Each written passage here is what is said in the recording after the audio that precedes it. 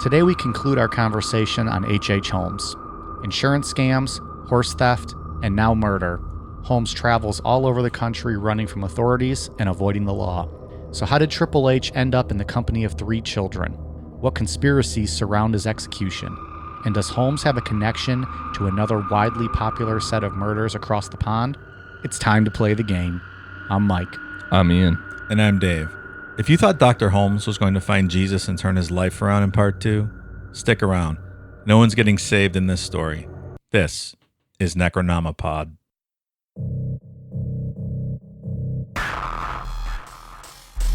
Also new this morning, the body of a suspected 19th century serial killer who was born here in New Hampshire is being exhumed in Pennsylvania. The great-grandchildren of Henry Mudgett, also known as H.H. Holmes, hope that identifying his remains will quell rumors that he conned his way out of execution. Holmes is believed to have killed several people at his so-called House of Horrors during the 1893 Chicago World's Fair, but it was the murder of his Philadelphia business partner that led to his hanging in 1896. A judge said that the remains must be returned to the same grave after DNA testing, even if they do not belong to Holmes.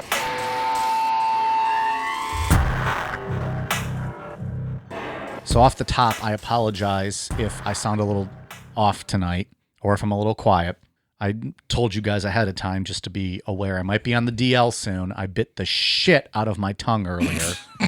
And I don't mean just bit my tongue, it happens. This thing's bad. I got a bloody tongue going on over here. It's brutal. It hurts like a motherfucker. This Miller Lite's been helping. We've been stalling a little bit before we record, and I've been throwing back some beers, but it hurts. Do you want me to get a sewing kit out and John Rambo stitch that up on the fly for you? Yeah, if I saw Rambo, I'd get that, but... Oh my, this guy. If I saw Jesus Rambo. Christ. Can't you just kiss it and make it better, Dave? So I might have a Mike Tyson thing going on tonight. I'm guys, leave me alone, stop it. But, so it hurts real bad.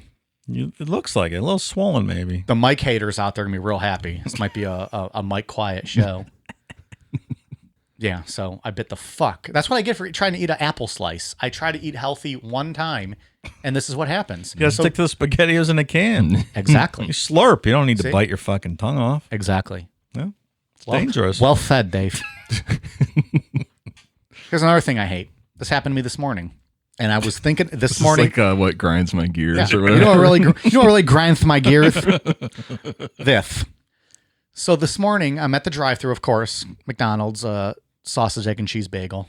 No one's listening. No one cares. But so I used to work growing up at a convenience store, and I would work a cash register sometimes. Yeah. There is an appropriate way to give someone change.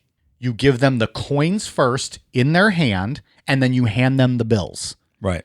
Motherfuckers don't know that these days. They give you the bills, and then they drop the change on top. And it slides off onto the ground. And it's fucking slipping and sliding all over the place. It's not that fucking hard.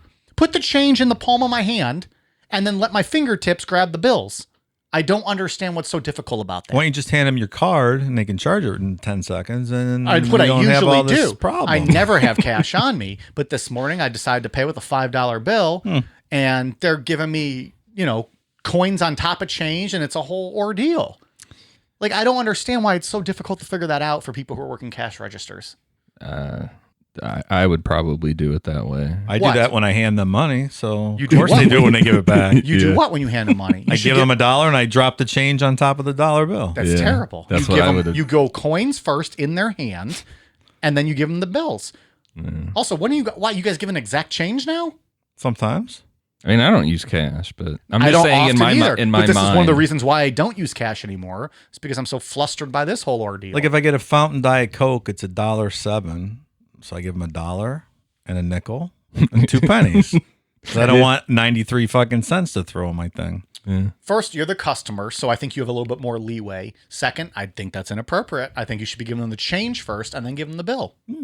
I will try that going forward. But at the same time, I didn't know. if they're dumping it right into a register, it doesn't matter. When you're in your car in a drive-thru, you're just trying to grab, as they're giving it to you, and it becomes a clusterfuck. You put the change in someone's hand first and then hand them the bills. Have you ever been clinically diagnosed with OCD? Because you have very strange views on Because I don't like to lose money? Because I don't like to lose money? I'm just asking the That's question. insensitive, Dave. I wouldn't think twice about that. I'd be like, all right. I don't know, maybe because I worked at cash register for so long and you just, I give change first. It's so much easier. I promise I will do it the right way going forward. But it's not you, it's the employees, the actual person who's giving you your change back that I have the issue with. They're just dumping it all into a register. Why don't you email the CEO of McDonald's and ask him to update his training program across all of their franchises? I've actually exchanged emails with Ronald, and we've discussed multiple training ways that people could get better. But it's not just McDonald's, it's every convenience store worker. Wait, so you go to the mascot, not the CEO. No, it's Mr. Ronald McDonald is the owner of the store. They named the clown after him. Anyways, the bagel was delicious. Yeah, you probably wouldn't love me if I worked at McDonald's because I would just give you the can't- dollars and then throw the change in your But I'm hand wondering, and be like, going your when way. did that become like think about that though. You're just dumping change onto these sliding bills and the money's going to fall all over the I place. thought we were done. Still talking about this? Yeah, it really fires me up. Do you complain to the person and try to teach them a lesson on the spot They they wouldn't forget? They understand that I'm frustrated. It's not my job to train them. So you kind of have like a visceral reaction to show them how agitated you are? Yes, they know I'm pissed if you do that. Yeah. Well, you know that they wipe, Usually it's when I spit at them that they know. but then their nuts gets wiped across your breakfast, though. No, 'cause they couldn't get there that quick. Because it's one window, I drop it to the next, I grab my bag usually. I'm out the door. But they just have a code word they yell out, and their And buddy they quickly wipes open his it and nuts they dip it across in, yeah. your Give me a little breakfast. sprinkle of that taint hair. Yeah. I don't fuck with fast food workers. No. I mean, I don't know. That's a hard rule of I'm mine. just saying, get better at your job. That's it.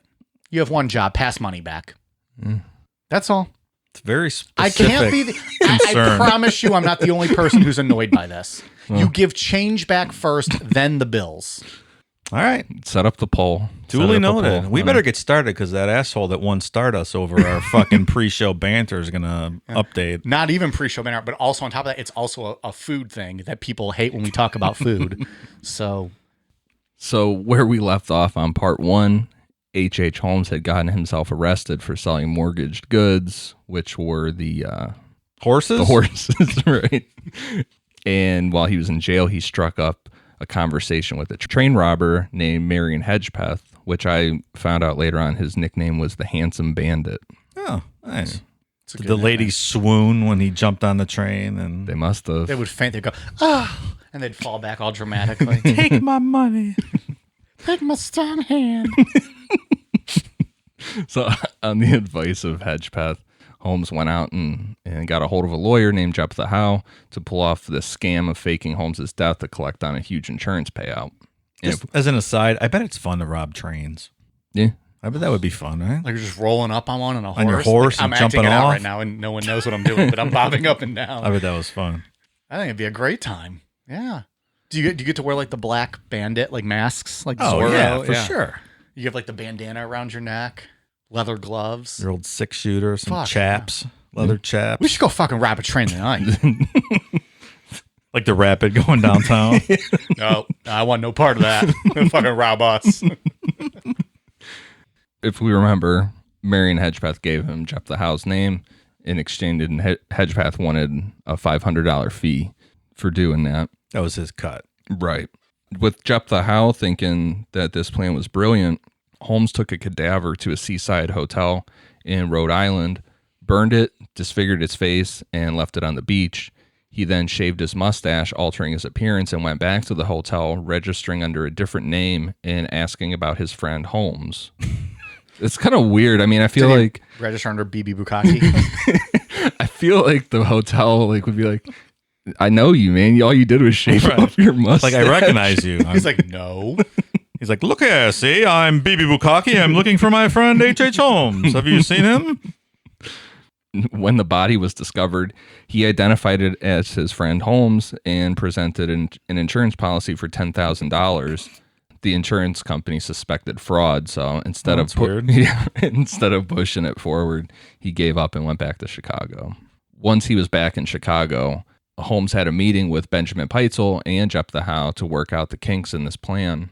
It was agreed that Benjamin Peitzel would travel to Philadelphia and open up a shop for buying and selling patents under the name B.F. Perry. It's all two initial names. I like it. Yeah, they were all about that back in the day. Yeah. Was that a We thing? talked about that Yeah. a couple shows ago. How I think it's badass when you got two initials. Pretty cool. Yeah. Was that a thing back then? Buying and selling patents? Was there a market? Yeah. Fluid market for patent trading? Moving forward, I want you guys to call me MD Laycock. It's my new name. MD Laycock. Any hoodles. Go ahead. Duly noted. They would rig a laboratory explosion, and Holmes would put a disfigured cadaver in there to play the role of Peitzel, and everyone would get a share of the money once the $10,000 life insurance policy was paid. It's a pretty good plan. Yeah. Yeah, I mean, it's a solid plan. On the day of the explosion, a carpenter named Eugene Smith came to the office to see what was going on and found the doors locked and it was dark inside the building. Eugene called the police, and when they arrived, they found a badly burned body, and the death was quickly ruled an accident, and the body was taken to the local morgue. Jesus was a carpenter, like Eugene. Pop-up video. Just reminding everyone. I Jesus didn't was a know carpenter. that. I have that bumper sticker on my car. My boss is a Jewish carpenter. Have you ever seen those? Yes. I got 2 of them on my car. Everyone believes that, Dave. Yeah. Pretty cool. Gets me out of tickets. All kinds of stuff. So Holmes let that sit for 11 days. When the Philadelphia authorities started to search for relatives, Jephthah Howe, quickly he just swooped in and filed the insurance claim on behalf of Carrie Peitzel. The claim was paid out without hesitation. Jephthah Howe took his share of $2,500, and Holmes took the rest, and he would be giving Benjamin Peitzel his share, along with Marion Hedgepeth's $500 fee for putting Holmes in contact with Howe. Finder's fee, if you will. Yeah, right. Holmes skipped out on paying Marion Hedgepeth his $500, to which Hedgepeth told a St. Louis police officer named Major Lawrence Harrigan about the scam in exchange for potential pardon. Harrigan notified an insurance investigator named W.E. Gary, who in turn contacted a Pinkerton agent, and the investigation to find H.H. Holmes was started. So. Well, something tells me it was prudent that maybe he should have paid Marion. $10,000, I mean... You can $400 or $500, man. Right. The other thing was that from what I was reading was that the train robbers and stuff were seen as the rock star kind of the criminal world at that point. So from what I was reading, it sounded like Holmes was bragging up stuff. So there was other things that he was telling him outside of the scam that he was like, hey, I can why don't you give me a pardon and I can spill the beans on this guy. All the more reason to pay the $500 if you were bragging Right. about all your criminal activity, right? Just pay the guy and move on. And wasn't the Pinkerton motto, we never sleep? So you don't want those fucking guys looking for you. No. The other person who didn't get paid was Benjamin Peitzel. Instead of using a cadaver, Holmes killed Peitzel by knocking him unconscious with chloroform and setting his body on fire. In his confession, Holmes implied Peitzel was still alive after he used the chloroform on him prior to setting him on fire. However, forensic evidence presented at Holmes's trial later showed chloroform had been administered after Peitzel's death. So presumably to fake suicide, so to exonerate Holmes if he would be charged for murder in the future. So there's one layer of this to set up the insurance fraud, but then a secondary backup layer If he that got if he get caught, that he doesn't get caught for the murder as well. right. Well, solid planning, I guess. Do you think if you get chloroformed and set on fire, you wake up when the fire starts? I wonder. That's pretty fucking horrific. Yeah, that's brutal. And I don't think chloroform works like it does in the movies. I was reading it takes 5 minutes to knock you out with chloroform. You don't just put it over their face and they're out in 3 seconds. Well, at WrestleMania 9, Giant Gonzalez used a chloroform rag on The Undertaker, and he went out in about a minute. Took a minute. Yeah. All right. About Well, a minute, and it's The Undertaker. He's a dead man, and it put him out. And it was a disqualification win for The Undertaker. He did sit up, though, 2 minutes later and chase Giant Gonzalez back to the dressing room.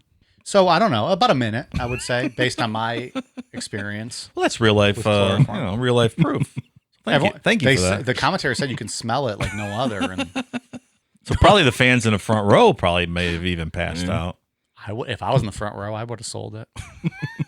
I would have sold it. WrestleMania 9, Las Vegas. Caesar's Palace. What was Terrible. Oh, that's what cool. was the Terrible, date? terrible WrestleMania. What was the date of it? I wish I knew that.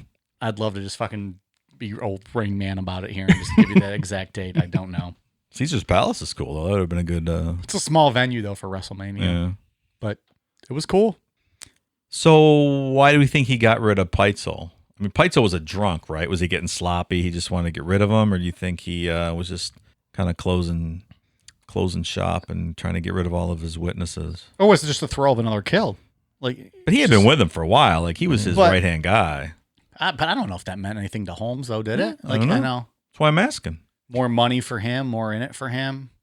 I'm thinking maybe it's like just the thrill of doing this, because what we're gonna get into next is like serial killers all of them have their berserker mode thing at the end where they just where it just like clicks and they go all out. This seems like this happens for him, but it's not with murder, it's with the scam. Like he goes into like this berserker mode of this scam and just blows this whole fucking thing up. Yeah. Holmes then told Benjamin's wife, Carrie Peitzel, that her husband was hiding out until things blew over, and he manipulated her into allowing 3 of her 5 children, Alice, Nellie, and Howard, to stay with him in his custody. Does Dr. Holmes know how to take care of kids? No, he doesn't. Is that one of his specialties? Well, he can take care of them, all right. And this is what I mean about like the berserker mode thing of just the scam, because this is like this whole thing is just so outrageous. And we're going to start talking about them traveling through the United States and into Canada. And he didn't know how to take care of these kids. And he stuck out when he was with these kids. So I wonder if the original premise was for him to kind of hide undercover with the kids, but instead of that, the opposite happened. He stuck out because people weren't buying the story because he didn't appear to be a father-like figure. Yeah, and I know from what some of the stuff I was reading was like he wasn't taking care of them, and so they look dirty and stuff. But then he's all dressed up and fancy. And it's like, wait, like he stuck out. It's like here's this really wealthy looking guy, and he's got these 3 kids with him that look like homeless kids. You know, it's weird. Next business idea: H.H. Holmes Daycare Center. It's on the Sells first. It's on the itself. first floor of the escape room that we have upstairs. There you go. Check your kids. Go upstairs. Escape room. It's just a little bank vaults. You toss your kid in there at 7 in the morning. Lock it. Time releases at 5 when the parents come. Well, it's the escape room. When you get out, your kid gets out. So That's kind of like the combination of stakes upped. When you get out, your kid's out. Also, every hour we slowly less and less the oxygen in those vaults. So better get out. So what if they Spoiler alert, you're not getting out and everyone's going to die. So if they fall down the lime pit, then the kid gets thrown in the lime pit too? No, you just don't get your kid. Oh, they just stay in the thing. Yeah. It's quite a business plan you got going. Well, get out of our escape room. Get your kid back. So Holmes and the 3 Peitzel children traveled throughout the northern United States and into Canada. Simultaneously, he escorted Carrie Peitzel along a parallel route, all while using various aliases and lying to her about her husband's death, claiming that Peitzel was now hiding in London. And it like I said, it just seemed like this game of stringing her along and having the kids with them. Yeah, that doesn't make much sense. Yeah. And he also kept lying to her about the whereabouts of her 3 kids, because he would post them up in and sometimes they wouldn't even be with him. Like when he would rent a house or something, he would rent them like an apartment or something on the other side of town, and he would be lying to her, saying where they the whole thing. It's just got it's extremely confusing, and like I said, it's like berserker mode, but on like a scam level. It's weird. Just seeing what he could get away with. Yeah, How far he could take it.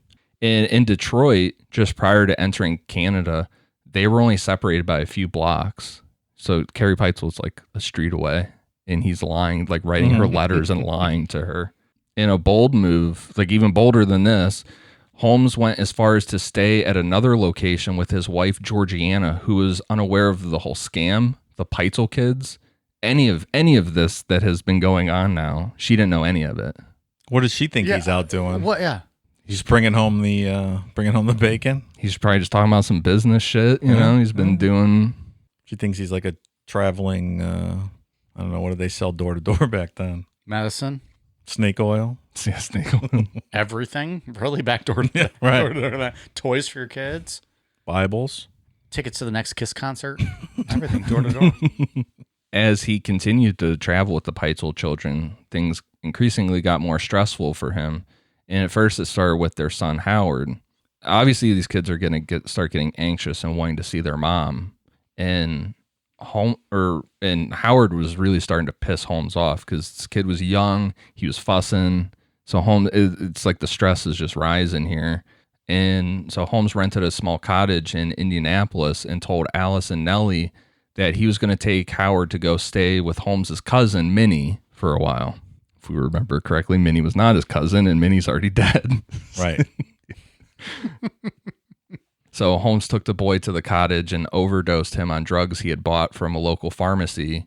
Did he write the script himself? He was a doctor. He probably comes in handy, right? Holmes then took a set of knives that he had sharpened that day specifically for this and dismembered Howard's body.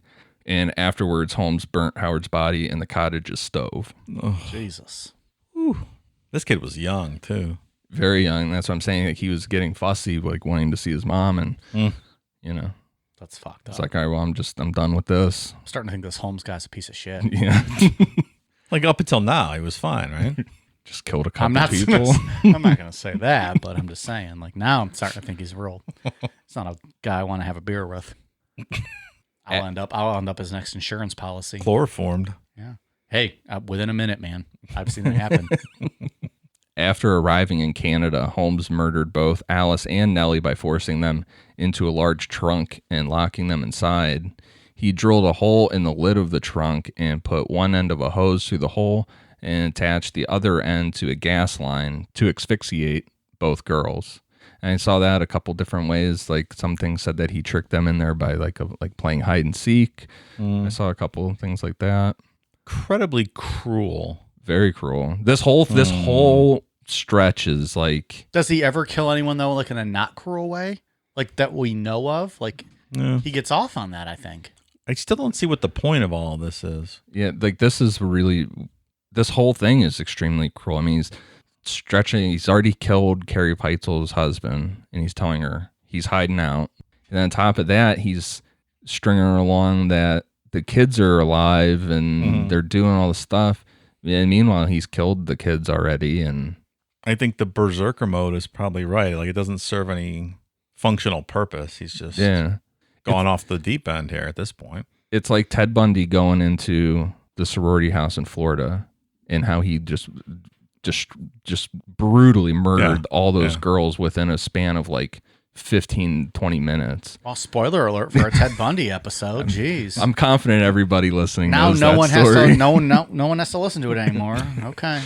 But this is you're the only one that doesn't know the story. Oh, I'm the Ted Bundy expert in this group. So we're gonna cancel Ted Bundy now that we had planned for next week. So. Yeah. What do you kill those girls with? What do you use to kill all those girls? Well, they died. Yeah, but I mean, what did he use to kill them? Blood loss was their cause of death. Blood loss. Blood loss was their cause of death. What was the weapon? Well, what wasn't the weapon? I mean, fear. You could say fear, even. Fear was the weapon. It could have been fear. Any hoodles. So, Holmes. So that's. But I feel like this is the equivalent of Bundy doing. I get that. Yeah. We're not going to tell you either. You have to wait till the episode. Yeah. Oh, I didn't You know. wait a couple of years till we get to it. I've written 3 books on Ted Bundy. Not worried about that. You just also told people we're going to have to wait years for Ted Bundy. Now they're already unsubscribing. They're like, well, fuck, I've been here for Ted Bundy from the beginning. So after he killed Alice and Nellie, he buried their bodies in the cellar of his rental house at 16 Vincent Street in Toronto. Holmes was finally arrested when he showed up in Boston on November 17th, 1894, after being tracked there by the Pinkertons, and he was arrested on an outstanding warrant of his horse theft in Texas. And he was given the option, you can either plead guilty in Philadelphia for insurance fraud or go to Texas and be hanged as a horse thief. I wonder what option he went with. They don't like horse thieves in Texas, I bet. That is immediate death. Yeah. Like, you're not fucking with our horses, pal. I think to this day that's still a law. You steal a horse, you die. You don't get a trial or anything. You're just hung. Like their road signs say, "Don't mess with Texas." They don't fuck around. I have a koozie that says that as well. So you know they mean it. Yeah. And even if you're found guilty, if you're suspected of stealing a horse, they shoot you. You don't even want to stand next to the horse. No, don't even. Give the illusion that you're interested in the horse. No, it's best to stay away from horse farms in Texas.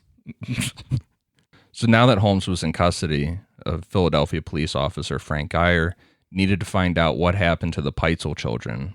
Throughout his questioning, Holmes refused to give any information regarding the Peitzel children. During his investigation, Geyer found that in Chicago, all of Holmes's mail had been forwarded to Gilmanton, New York. From there, it had been sent to Detroit, from Detroit to Toronto, from Toronto to Cincinnati, from Cincinnati to Indianapolis, and then on from there. Well, how the fuck did they do that in the 1890s? The post office can't even forward your mail correctly now. Right. What the fuck? That's not an insult to any postal workers out there. No, absolutely not. It's your system that sucks. That's a fun job, I bet. Is it? Postal carrier? Oh, If you get to drive. I don't know about the walking one. yeah. I would do that. I mean, I don't want to have to sort it. Yeah, that's probably not fun. Just driving around all Did day. you read Bukowski's Post Office? Long time ago. He hated that gig. It's semi-autobiographical, Yeah, but yeah. That makes it sound stressful. I mean, I every don't time I ever Sorting go that there, mail. they don't look happy. No. Well, and if you have to go there, you probably don't look happy either. No. 'Cause No one's happy to be there. No one's happy in that situation. I get it. It's probably stressful. If you're hearing from people, if you're a post office worker and you're hearing from people, it's probably not good news. No one's calling to tell you, "Oh, thanks, I got my package on time." It was great. Yeah. Love it. They're calling to bitch you out because it didn't come. And you're like, "Motherfucker, I work in the office. Like, I have Yeah, nothing you're right. literally to do." So I get it. My post guy's cool. I wave to him every day. We wave to each other. In this neighborhood, It's probably the same one I have, right? I love him. The guy with the long hair? Yeah. in this cool. neighborhood, we have great postal workers. Oh, yeah. I think, yeah, they're very friendly. They're always nice. They're usually consistent with their time. Yeah, Absolutely. No complaints. No complaints. None. Kudos to you, the United States postal workers out there listening today. We love you. We're fans. And when you hand someone a package, make sure you hand them the package first in the palm of their hand, and then give them the change afterwards, just in case. Give them the envelopes after you give them the package. You're going to do that somewhere and someone's going to kick you in the nuts. Let them, but I'm going to hand them their money conveniently for them as nothing's going to fall. So Geyer followed Holmes's trail for 8 months, stopping at each house that Holmes rented along the way, everything that he could confirm. In Toronto, Geyer searched for 8 days before he found the cottage at 16th Vincent Street, and he had found out that this cottage was rented by a guy that fit Holmes's description. What he had found was that the man was traveling with 2 little girls, and Holmes borrowed a shovel from a neighbor, which he claimed he wanted to use to dig a hole to store potatoes in. It's believable. I mean, I You got to put your potatoes somewhere. Yeah. Can't just leave them out. When we're done, we put Ian's voice in a hole in the ground. So It works, right? It stores it nicely. Yeah. It's always crisp and then- ready to go. every week, that soothing voice comes back. He doesn't bite his tongue and ruin the whole show like other assholes. Once he got there, Geyer found the corpses of Alice and Nellie Peitzel. While questioning the neighbors further, he learned that the Peitzel girls had told them that they had a brother who was living in Indianapolis. So with this small clue, Geyer went and searched 900 houses for any clues of Holmes. I mean, this guy was like you said, like never sleep. Yeah, he's on the ball. Yeah. God damn. 900 900. fucking houses he searched. Yeah. He was finding Holy that shit. Howard Peitzel. Yeah. Who's the super cop from it wasn't Richard Chase. It was Richard Chase. Yeah, Richard Was it? Chase. Yeah. Joe, Super cop? Joe somebody? Well, I said it was Joe from Family Guy. Of course you did. That's what I said. He's super cop. Were you Googling it? Yeah, because that's going to bother me. That police officer's name was Ray Biondi. That's a bad dude. He caught Richard Chase within like fucking 36 hours. And who's the FBI guy we always quote? John Douglas. Can you imagine a Ray Biondi, John Douglas tag team? That'd be the cleanest Superstars. town. Like, there'd be no crime. Yeah. People would be busted. And wrestler can be their manager. Yeah. We'll be right back. Hello, family.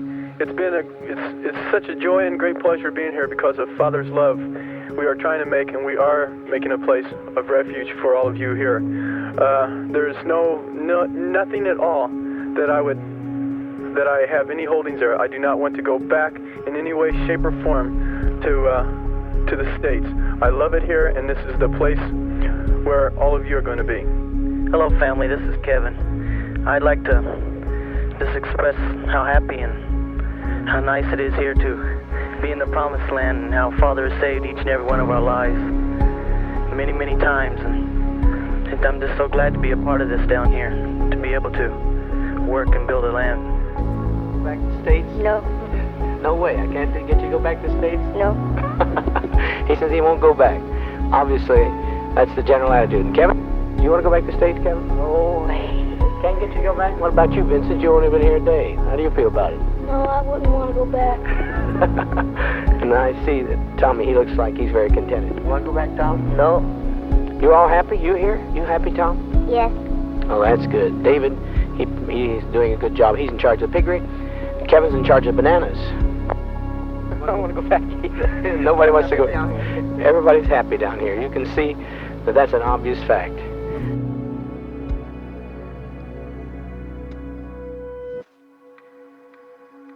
Introducing Promised Land, an in-depth look at Jim Jones and the People's Temple, coming soon. Subscribe on Apple Podcasts, Spotify, Google Play, or wherever you get your podcasts.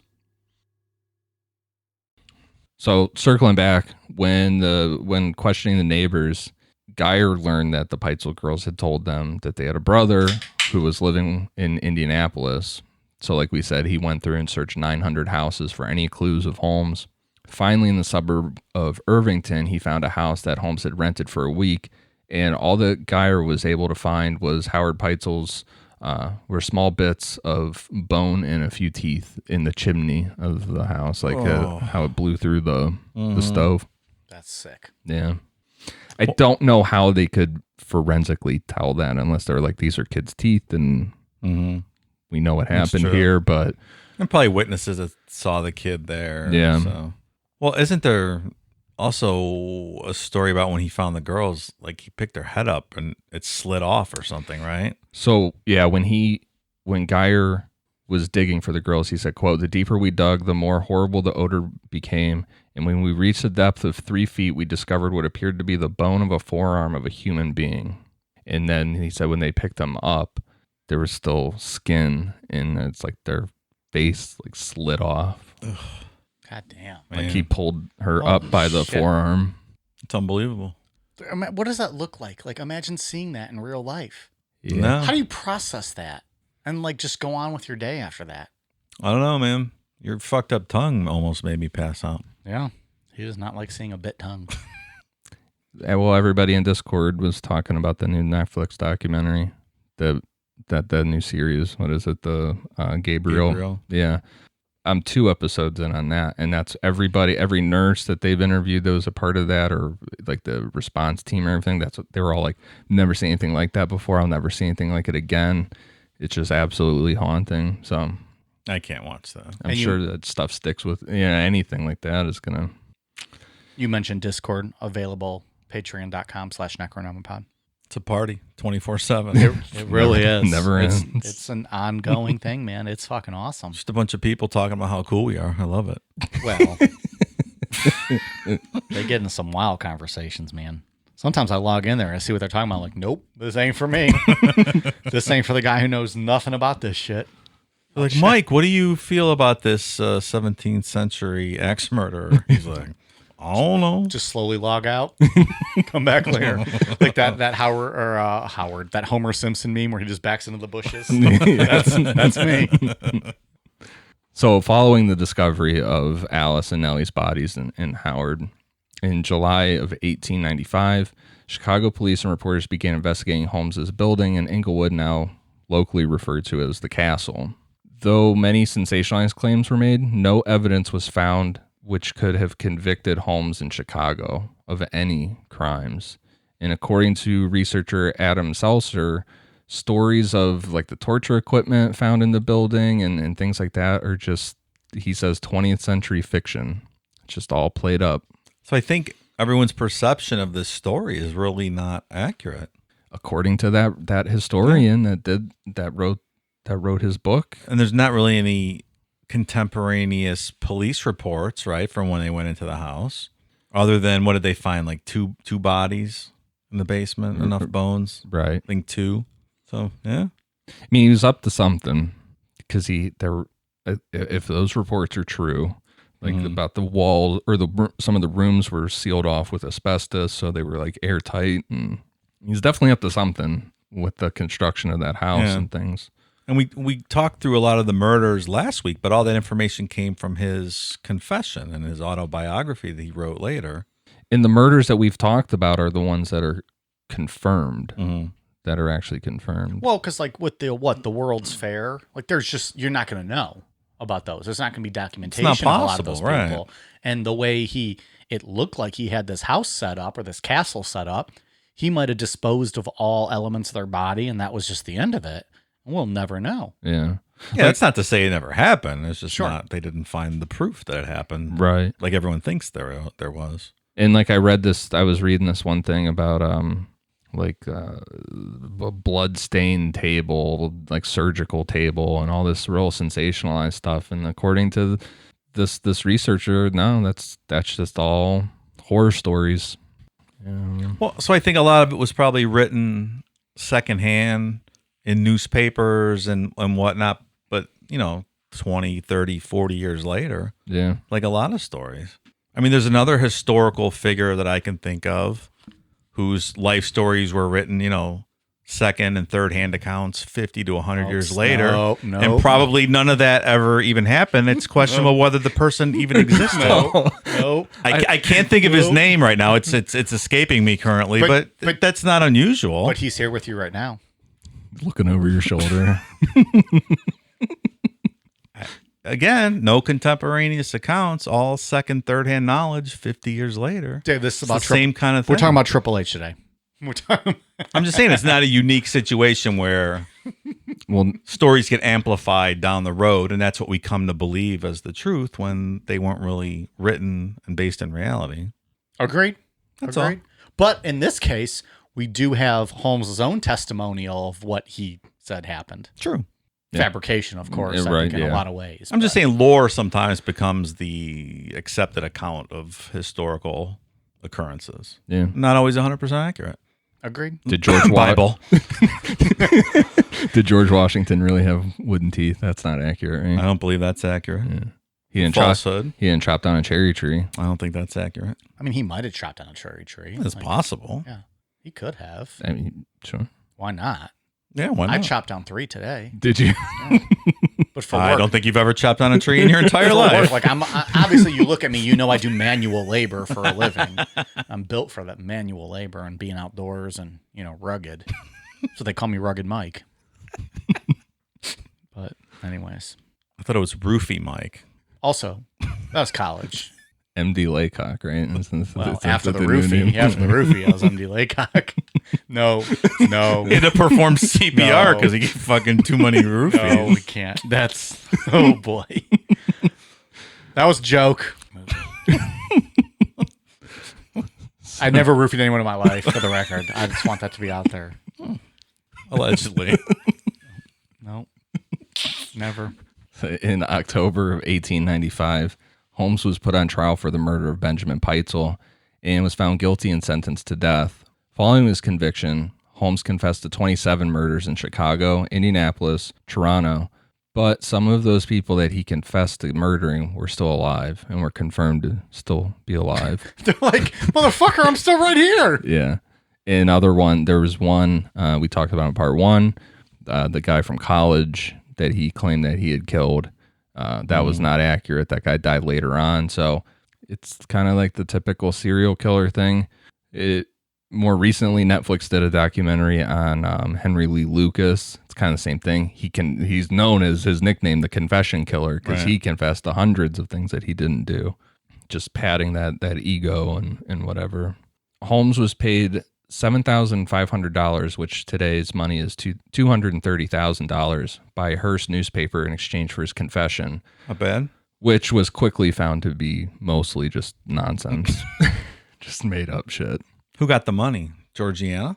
I don't know. It's interesting. What if he took the money and started a secret society or a foundation to train future serial killers, and it's still perpetuating today? That's where serial killers go to get trained in the dark arts. What about that? SKU, Serial Killer University, He's underground. like the founding father, the original OG. Well, we're going to get into a theory later on that he might All have right. taught somebody how to do some killing. There That's you a go. I teaser. solved it. That's a teaser. Dave figured it out. He's up there with Ray Biondi. Wouldn't that be wild if that happened, though? That's It's a secret serial killer training society? So who does he put that money with, the trust, to start that? I don't know. Secret partner? Yeah, it would have to be. I mean, to be this long without us knowing. What if he had a twin brother no one knew about? And they just keep it in the family bloodline. How do you recruit serial killers without looking at the McDonald's triad? Because obviously I'd be recruited by now. I haven't thought this all the way I'm through. just saying, I'm not like, sure. like I like that theory, but like It's a good movie, though. I don't It's a good like movie idea. the theory. Yeah, it'd be a but- cool movie. All right, I just copyrighted that. No one steal that. I own Forget this. you heard that. Yeah. That's trademark Roll Down Media. I'm going to write this movie. That's not bad. There you go. And then Underground secret university for serial killers. and then after every kill, the guy sits down and has a cool down beer. Product tie-in. Boom, you have to. He puts a Necronomicon koozie on it. Shameless product placement in the Of movie. course. We're going to like be like Kiss with all this shit. Fucking necro condoms coming out. Do you want to be buried in an Necronomicon coffin? Can you imagine? All right, first person to get buried in a Necronomicon casket, I'll show up to your funeral. I will fly myself in to where you're being buried, and I will be at your funeral, and I'll give a eulogy as you're lowered to the ground in a Necronomicon casket. I feel we owe that to I'm sure them. they can't wait. And then he'll roofie your little sister after. No. I will give a very endearing speech. I'll have nothing to do with your little sister. She's not my type anyways. So Holmes gave various contradictory accounts of his life, initially claiming innocence and later that he was possessed by Satan. His the amount that he lied made it very difficult for researchers to figure out what was the truth based on his statements, because he kept flipping back and forth. While writing his confessions in prison, Holmes mentioned how drastically his facial appearance had changed since his imprisonment. He described his new appearance as, quote, gruesome and taking a satanical cast. And he wrote, he was now convinced that after everything he had done, he was beginning to resemble the devil. Striking resemblance. Look for this quote. Whatever the devil looks like. Yeah, but in his famous quote that is always out there is, quote, I was born with the devil in me. Well, Yeah. maybe so. Okay. I don't believe in the devil. Well, how could you? I mean, if you're not believing in a God and Jesus, you're not believing in the devil. That's true. I think it's a consistent statement from Dave. Absolutely. You might not agree with him, but he's consistent, folks. I'm always consistent. The castle itself was mysteriously gutted by fire in August of 1895. According to a newspaper clipping from the New York Times, 2 men were seen entering the back of the building between 8 and 9 p.m. About a half hour later, they were seen exiting the building and running away. Following several explosions, the castle went up in flames. Afterwards, investigators found a half-empty gas can underneath the back steps of the building. The building survived the fire and remained in use until it was torn down in 1938, and the site is occupied by the Inglewood branch of the United States Postal Service. That's a good tie-in to the Postal Service. Yeah, There we go. Brought it all back around. You think a lot of people show up to that facility though, just because of what that area once held? Like they've got to, right? That's got to be a bit of a touristy place. I bet Just to even you. walk past it. Yeah, probably. Do a little digging, maybe. I would be willing to put money on it that there's like some kind of Chicago murder tour that drives you past that and past where Gacy's old house used to be. That was torn down too, but they probably drive you past it. And the Capone's Valentine's Day Massacre, all those cool places. Yeah. Yeah. So do we think it was a cover-up, burning the building? I don't know. They didn't really get to do a lot of investigating before It's pretty quick. Yeah, it was burnt down really quick. Like, you think maybe Holmes had that planned? Like, if I get caught. It's not, how much would it pay or how much would it cost to pay a couple of kids in Chicago to burn it down? It's just like a backup. But he would have had to plan that ahead of time, though. Yeah, for sure. So you got to get someone that's going to be trustworthy. True. Yeah, I mean, and he had he just paid $7,500, so he had more than enough money to pay somebody to do it. I think so. I absolutely think so. Probably, right? Yeah. Or was it more of like a neighborhood, we don't want this in our neighborhood deal anymore? Probably not. I don't think so. To protect everything, as much time and money as he spent into building that thing, he had to have an escape plan. You would assume, but it could. I could see it being people like, we don't want this shit here too. I don't know. People get weird about that. But did they know at the time what all it might have? It quickly went around. It became the murder castle thing. Got circulated pretty quick. But then why so sneakily? And then there wasn't it doesn't sound like there was a big uproar of we're burning this bitch to the ground. Yeah, I don't know. It seems more likely that it was premeditated. Yeah, quite possibly. Hide everything he put up. I don't know. With as much meticulous planning as he did, I feel like you would have had probably an escape plan. People get weird with that structural stuff. I was watching that Pazuzu Al Grand documentary not long ago, and so they tore down the house after a while, and the whole fucking community came out like it was like a fireworks celebration to watch them tear down the house. I mean, if you live in the neighborhood, I don't know, you don't want that shit in your neighborhood. I don't disagree.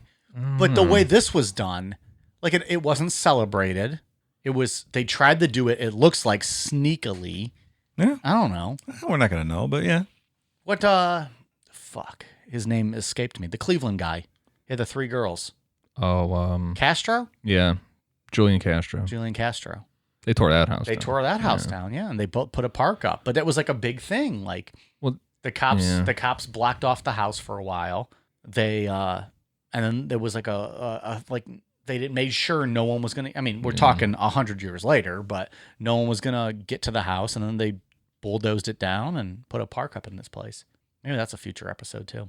Oh, that is 100% a future episode. That is not a hometown hero, but a hometown hero episode. Absolutely.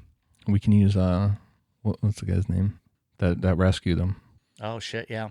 Oh fuck. What's his name? Well, he didn't Charles rescue Ramsey? him. He didn't rescue Charles him. Ramsey. When the girl ran out of the house, she ran. Yeah. He would just happen to be in the street, by his porch, and she ran to him and said, "Help me, help me." He did. That's a crazy, because they're all still alive, and some of them are. I don't know the story for all of them, but one of them's on the local news now every day, looking to the missing persons report. Yeah. On May 7th, 1896, Holmes was hanged at the Moy-Menzing prison, also known as the Philadelphia County Prison, for the murder of Benjamin Peitzel. Until the moment of his death, Holmes remained calm, showed very few signs of fear or anxiety or anything. He asked for his coffin to be contained in cement and buried 10 feet deep because he was concerned about grave robbers stealing his body. Because that's something he would do for insurance claims. Right. No one's using me in an insurance scam. You can cement me in there. Holmes's neck did not snap. Instead, he strangled to death slowly, twitching over 15 minutes before being pronounced dead after 20 minutes. Ooh, that's fucking awful. So that's brutal. If Mike was there, he would have cut him down and taken him home and lived at his house. I would not let him suffer like that long. Come live with me, Holmes. I'll spoon feed you the rest of your life. That means someone tied the knot wrong, right? Isn't that what there's that means definitely usually? A glitch. Yeah, there's got to be.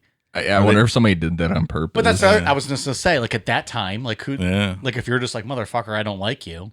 Because that wasn't from. They had a system set up, from my understanding, where it wasn't like you just put somebody in a chair and kick it. They had an elaborate thing set up specifically for this, where the chair or the platform would drop and it would create enough force to just kill you. So, or the gallows weren't tall enough. Something wasn't constructed. Something went wrong. So I wonder if somebody's like, yeah, I'm going to tie this a little loose and let you suffer a bit. It's horrible. That's got to be crazy. Do we know? You just feel yourself dying. Yeah. Oh, I mean, 15 minutes. It's a long 15 to time. 20 minutes. What are you thinking about? Like, what are you... I don't know. Do you think he instantly went paralyzed? Like, his neck didn't break, though. Probably like, is not. he trying to grab, or is he just hanging there? They usually tie your hands. Yeah, they tie your hands behind But your I mean, back. like, is okay? That's true. Is he wiggling? Is he moving? Is he? They said he was is twitching. He's twitching probably involuntarily. Is he trying to do something? I don't know. That's just what mine goes I don't to. know. That's awful.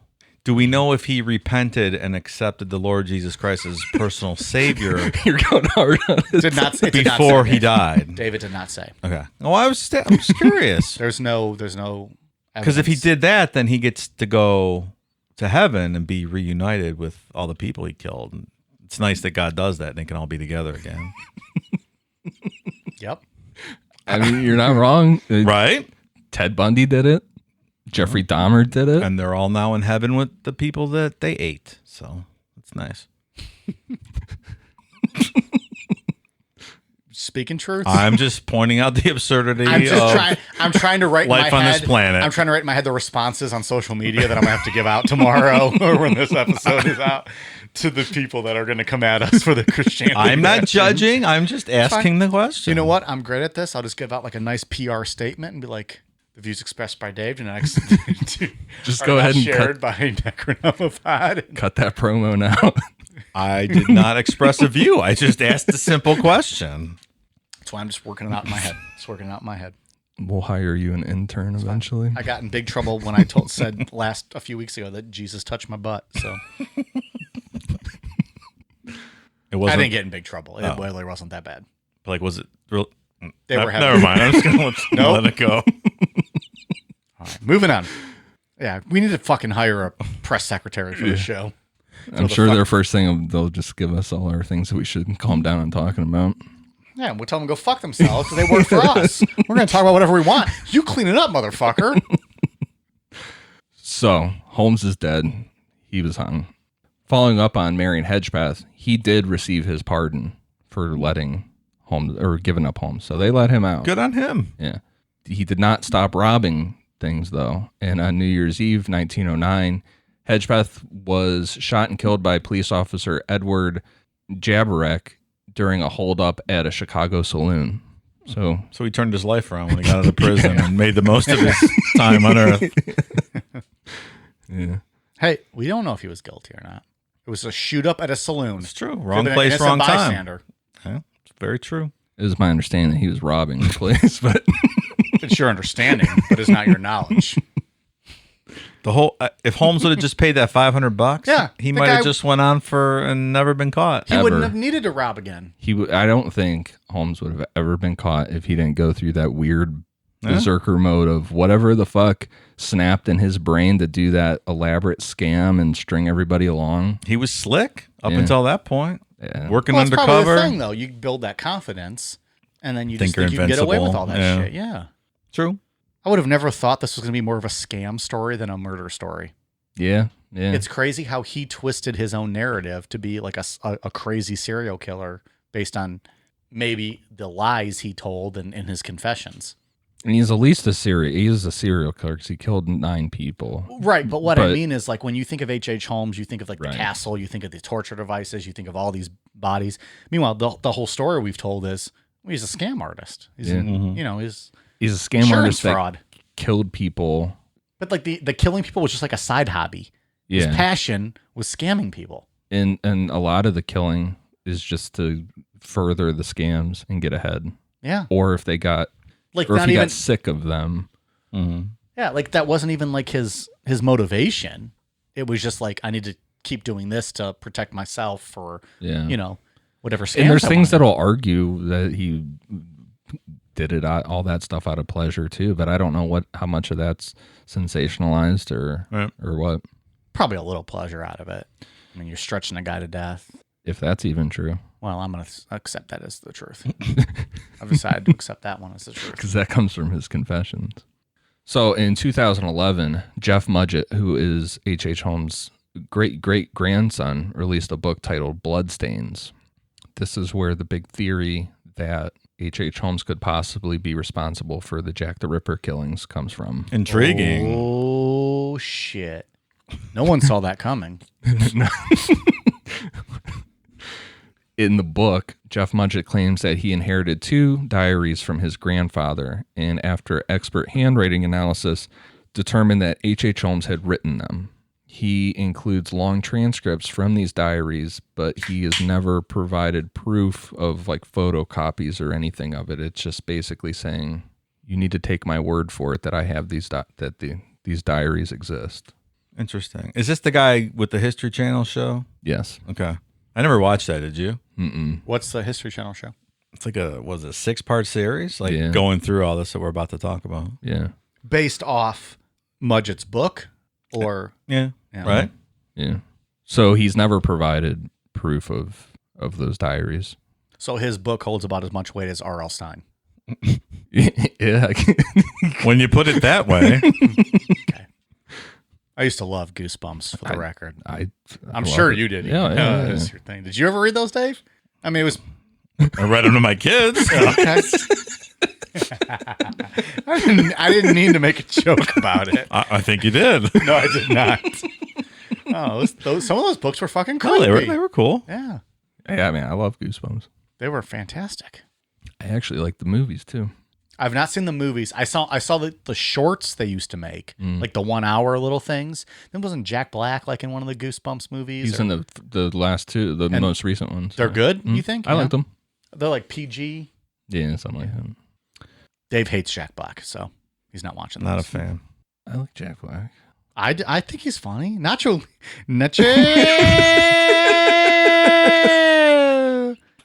Libre, School of Rock, Orange County. Those are great fucking movies. I'm sorry, they're good. Shallow Hal. You like Shallow Hal. I do like Shallow Hal's funny. I like Saving Silverman. Saving Silverman's fantastic. I do like Saving Silverman. We just made him with Jack Black. The guy With himself, Neil I Diamond. really With find Neil annoying. Diamond. It's so good.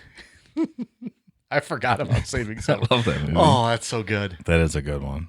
So, excerpts Mudgett includes detail several of Holmes's murders, a story of his childhood rape by a priest, and the story of his escape from prison and his staged execution, which, Oh, that's interesting. yeah.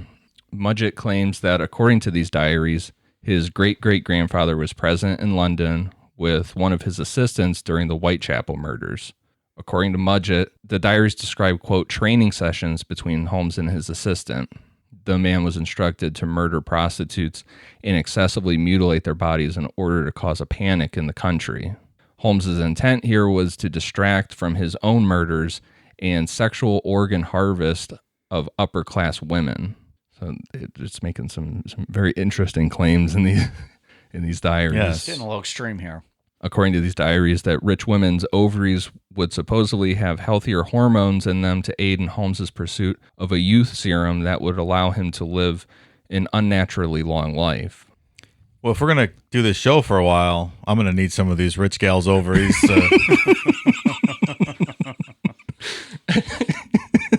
Yep. For the longevity, for the good of the show. Best case scenario, you got 10 years, Pally. Jesus. Not to mention live shows and that takes a lot of grueling. my body, the travel and the junk food.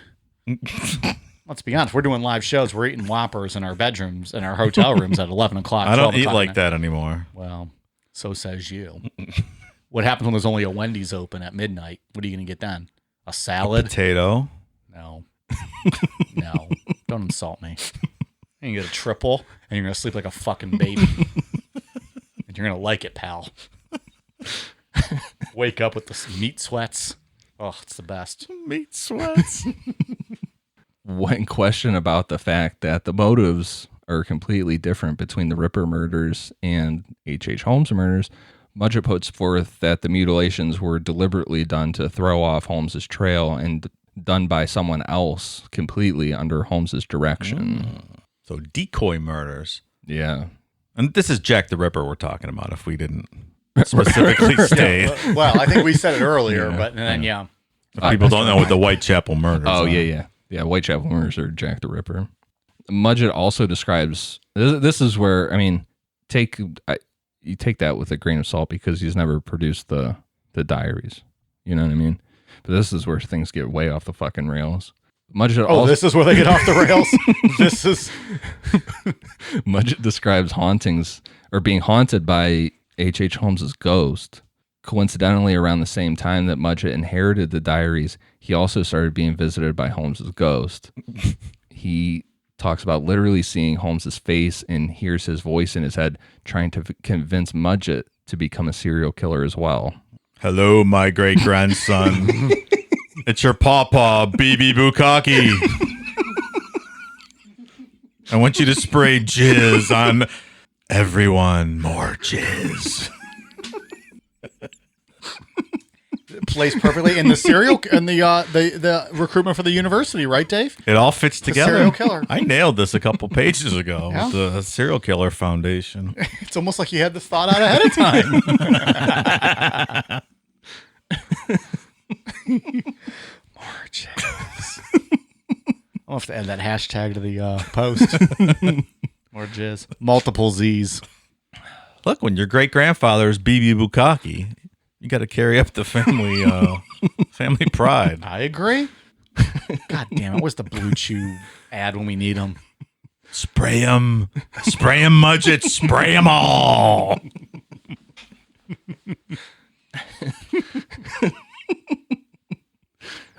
My stomach hurts. Hose them down, Mudgett.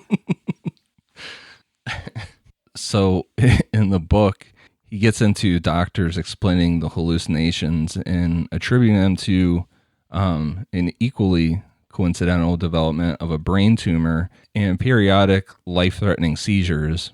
The illness threatens Mudgett's life throughout the book, and at one point he's given a terminal diagnosis, but the tumor just disappears around the same time that Mudgett solves some mystery surrounding his ancestry.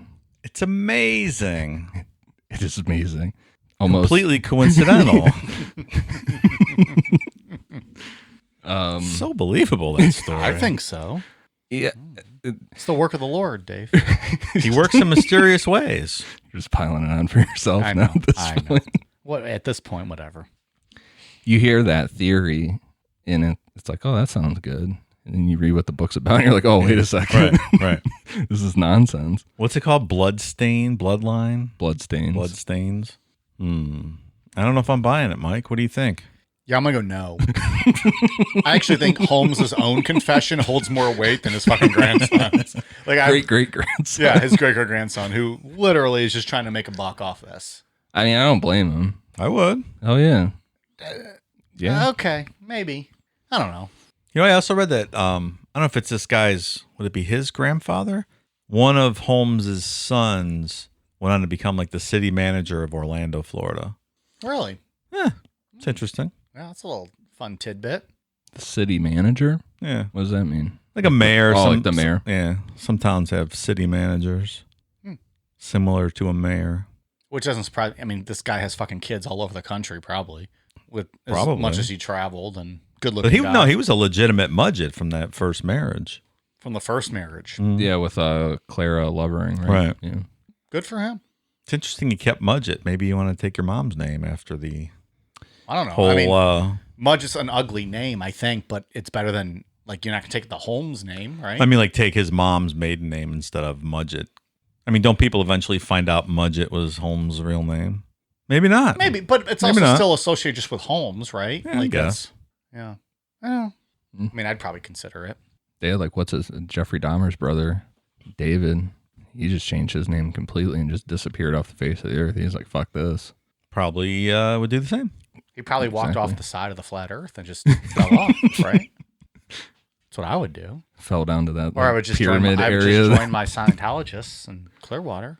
Mm. I don't know. I'm a Scientologist flat earther, so I've become that. I'd appreciate your guys' respect and not ask me any more personal questions. Thank you. In 2017, due to the allegations in the book that Holmes had escaped execution, his body was exhumed for DNA testing due to his coffin being contained in cement, because they actually did that for him. His body was found to not have decomposed normally at all, really. His clothes were almost perfectly preserved, and his mustache was found to be completely intact. That's awesome. Yeah. God damn. They used his teeth to identify him, and it was H.H. Holmes. Yeah. How So- strong were the allegations that he actually escaped execution that they were going to dig up his grave? Well, like Dave said, there's a History Channel show and stuff. I mean, there's money behind that theory of So him there was being Jack enough- the Ripper. That, like, who led that? Do we know? Like, who led that, like, endeavor to, like, let's dig up his body? And, I mean, just got to get some judge to sign off on it. Yeah, really. yeah, I guess so. I mean, we're talking, like, clearly this guy is dead. Even if he didn't die then, he's dead already because we're 100+ years past. Yeah. But it would have made for. But I'm wondering, but as a judge, what are you thinking there?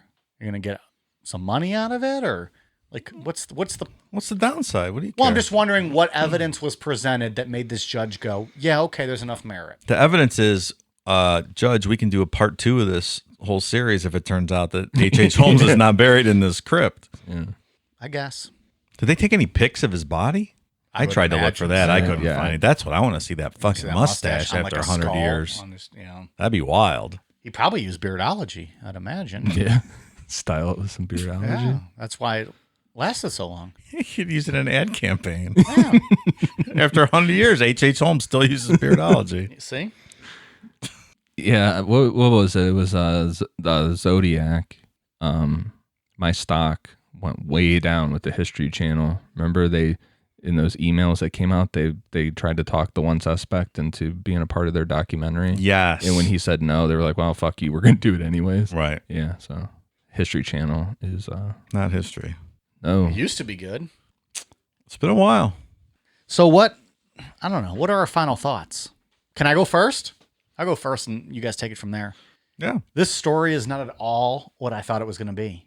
Like, I thought H.H. Holmes was just like the serial killer who had the murder castle and there was bodies everywhere. And he was just like a good looking, I don't know, guy who can Talk women into going to the house. yeah, and- women, but it wasn't just women, it was men too. And got him into his castle and killed and tortured him.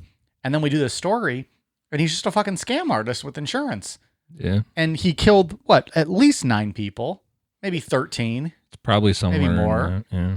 But you know, he killed all these people, it's like a subplot, and we don't even know the for sure number. And so it seems like a lot of his legacy was based on his own confession, where he maybe tried to inflate his own ego, Well, it worked. and it worked. Because to this day, you think H.H. Holmes, you think murder castle, serial killer. That's right. He's an insurance scam artist. That's my thoughts. I agree with that. I think he ended up writing his own narrative, and you know, Yeah, and I think the multiple confessions confused it enough to where people couldn't really figure anything out. Mhm. I think the number I think that it's more than 9. I don't think it's anywhere close to the 200. I think it's somewhere in between that 9 and 27 number. I would agree with that. Yeah. Seems right. I mean, you are what survives you, right? And that's how he wanted to be remembered, and he made it happen. Yeah. I'm sure he did a great job of disposing of bodies and getting rid of them that no Yeah. one would ever find. So who knows? 200, probably not. 27, seems likely. Yeah. Within that range, 9 to 27. And we did Ed Kemper. He obviously tries to create his own narrative of things, but in the future, we're going to get to some that are like this. With Henry Lee Luke, like they'll extremely exaggerate things and really, really try to make up this myth aspect when we get into like Henry Lee Lucas or Pee Wee Gaskins, But those kind of guys. like a Kemper, he didn't necessarily lie about his number. He just kind of bulked up his story to make it more entertaining. Yeah, Correct? and he liked Like- to make himself seem like a good guy. But he didn't lie about his kills, No. which I think in the end is the most important thing. Like, you want to know the number and try to identify the bodies and make sure that there's, closure on that end. Yeah, we haven't really covered anyone yet that's lied about the bodies, but when we get to Until this one, maybe. Yeah, when we get to Henry Lee Lucas and Pee Wee Gaskins, especially Pee Wee Gaskins, man, he comes up with some stories. We've gotten about quite a few himself. requests for him. Yeah, too. he'll be a good one. Be a lot of country Mike in that. I got a lot of Pee Wee Gaskins quotes. that are I've been good. trying. I don't want Country Mike to come back. The fans do. Yeah, well, They love that fucking guy. yeah. I don't know. He might have drowned himself in a swamp in Florida. I don't know. He might not be back. We'll see. Well, it's an interesting story for sure. Not exactly what I thought it was, but 100% not what I thought it was going to be. interesting nonetheless. Still a good story. Yeah. It's interesting for sure. The hunting him down, tracking the mail, being forwarded was super interesting. Well, this guy was just all over the place. Yeah. I mean, if he wouldn't have found it, they would have got him for, an insurance scam, and he would have been out after a couple years. And if he wasn't just so cocky and arrogant about the way he did things too, which I guess is a lot of these guys, but if he slowed down a little bit, if he didn't have these kids with him or just, would have left them with the mom, like he probably would have, who knows what his kill count would have been. Maybe 200. Yeah, I mean, if he... Because if he didn't have the kids with them, he would have never killed them, and that would have never drawn more attention. Should have just paid Marion Hedgepath this $500 right. and none of it would have happened. Also Fucking that. cheapskate. It's the Cost thrill. you. It's the thrill of the scam, man. So, I don't know. That's all I got. That's Triple H, That's all I got. King of Kings. All right. Ian, you got any last thoughts on this one? Nope. You put some time into this. You got anything else? You got it all out? Yeah. Dave, any last thoughts on H.H. Holmes? No, I think we covered it. Yeah. It still baffles me. Like, this was not the story I expected. That makes it more interesting. Yeah. No, I agree. Like, Yeah. we told the truth. It's just weird going into it. It was different than what I expected more than any other story. All right. Let's get to some Patreon shout outs. First of all, correction from last week. We owe an apology. I mispronounced the name of one of our patrons, Brett Doucette. So apologies to Brett. He let us know. I may not have said that name correctly. I was after about 15 and a half Miller Lights. So apologies. Brett, thank you very much for being a patron and being on Discord also. New patrons we got this week: Kyle Barber, Nina Vieira, Emma Nystrom, Jody C., Megan Thompson, the player formerly known as Mousecop, Kim R., Crystal Chouse, Madeline Healy, Allison Reinard, Daniel McPherson, Sid Neal, Devin, Terry Schramm, Sarah Samuel, Destiny Smith, Angel, Cheyenne Moore, and Misty Starkey. Thank you guys very much for signing up for Patreon. We appreciate your support. Ian, what do you got? For iTunes, I have one for Mayor McDickcheese. Love that guy. Came around. He changed it from a 1-star to a 5-star. Glad to see him come around. Thanks, buddy. So he takes back what he says. So thanks, man. Hell's Hamster, Zack Attack 7357, Cheyenne Moore 95, Corey BP, Frankie 2692010, Big Audio, Tasha Yasha 516, and then Sarah K from Cleveland. And she says that the next time she is white girl wasted on $7 pitchers of Miller Lite, she'll dedicate it to her favorite true crime trio. $7? Where are you? What fancy establishment are you drinking at? Are we a true crime trio? Is that what Sure. we become? Apparently. Yeah. We'll have to go drink with this Sarah K. Find some $5 pitchers of Miller Lite, though. We could probably find cheaper than that. You're getting I think. overcharged. And then I just wanted to give a shout out to everybody that left me some 5 stars on the Promised Land iTunes one. Boom. Thank you. Coming soon. 25-star reviews on them. That's a little trailer. presumptuous, isn't it? Based on the trailer. It might suck donkey dick. That might be the boringest Yeah. shit ever. Jesus. Hope you guys like potatoes. Dave, what do you got? From Twitter, Sam Pluck and Perfect Blue 89. From Instagram, Corey Ann Smith, Christina Ann Palacoy, and Glitter Lizard. Isn't that your hot cousin, Mike? Glitter Lizard? The husband with those big giant arms that could crush your head like a little peanut? Yeah, Jeremy's got some big arms. He's my Like- drinking pal. So is Liz. Really. I've known her since the day she was born. Fun fact. Well, thanks, guys. I'd like to see him put you in a headlock with those big fucking biceps. That'd be awesome. We just drink together. That's about it. You just want to see me in pain all the time. Well, Well, shout out to Liz and Jeremy. So I think that's it. Yeah. good show. I had fun.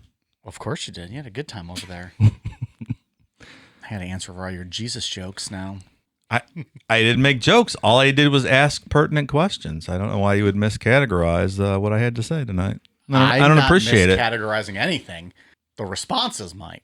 Take your fucked up tongue and It's go actually pound salt. well, the Miller Lite made it feel better. So I guess that's it. Twitter, Instagram, Facebook, YouTube. We are at Necronomipod. Hit us up if you got any suggestions for topics. We're always keeping a list. We appreciate any feedback you have to give to us, and we just like hearing from you guys. So reach out to us. All right, you guys ready for a quote on beer? Cheers.